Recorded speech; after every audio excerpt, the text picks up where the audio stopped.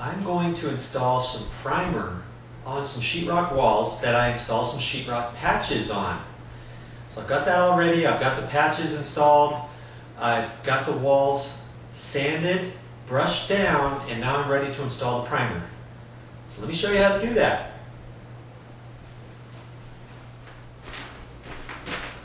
Here's another patch right here. Not very big. So of course I don't need very much paint. There. I want to blend it in. I don't want to put very much paint on here. I don't want the outside edges to be very thick with paint. Okay, because it's not going to blend in that way in the next coat. There. Okay, done with that patch. Let's do another one, shall we? This is fun. Here's my next patch here. You can't really see it very well, but I got my craft paper right there. And just going to come down here and pull it along.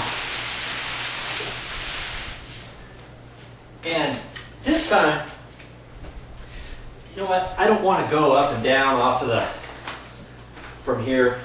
So I'm just going to go ahead and put a little extension pull on here, take a broom handle, take that off, and I'll show you. We can do the same thing. Just putting that on there like that. Now I can stand up. And I'm going to do the next patch that way. Okay, here's the patch right along here, and there's a little bit of dark areas around it, scuff marks. So because I have the paint roller out, I'm just going to hit those scuff marks too.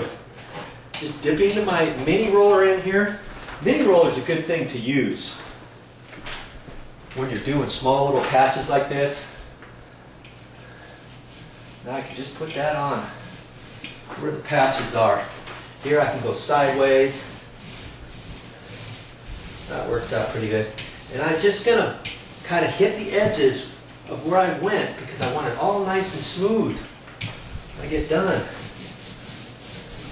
I don't want any thick edges around the outside. Okay?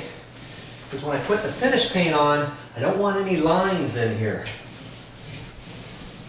There you go. I got a little bit more to do on that same patch. I'm going to be brave this time. I got the craft paper down, and I didn't put any masking tape at the bottom. Not putting very much paint on here. I still have the craft paper down over the carpet. Okay, so just be real careful as you do this. The trick is not to have very much paint on your roller. Okay? Then it won't splatter off. If it does splatter, hopefully it's just splattering very small little bits to where it's not going to hit the baseboard edge at all. I'd be more concerned if I wasn't going to paint the entire wall, because if I need to, I could paint the top of that base. Alright, that's all there is to it. There's another patch. I've got another one. You want to see another one? I think you do. One more. Coming up. Here's my next one. Just going to gently pull out those nails. I've got my craft paper here. Got my paint roller on here and everything. I'm just going to pull this on down. There we go. Nice and simple. That there, make sure I remember where my nails are. Just going to dip in there a little bit. Not much paint, not much at all. Just going to go around that. See, with the little extension, I can get any little dark areas around there.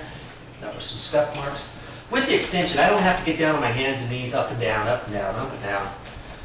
This way is actually a lot better, even for little patches like this. I've got just a little bit of paint on here. I've got some small patches on there, and I'm making the footprint of the patch match the existing wall with this paint roller cover. It's just a paint roller cover for smooth walls, but it still has markings on it. And like I said, no matter what kind of roller you have, it's going to have some sort of mark on it. Okay? I can get pretty close. I had a little patch down close to that. You can't see it, but I can see it. Just have to be careful with where your extension pull handle is. I'm hitting the back wall a little bit. Okay? There's my patch. I got a little bit more up high on the wall, same area.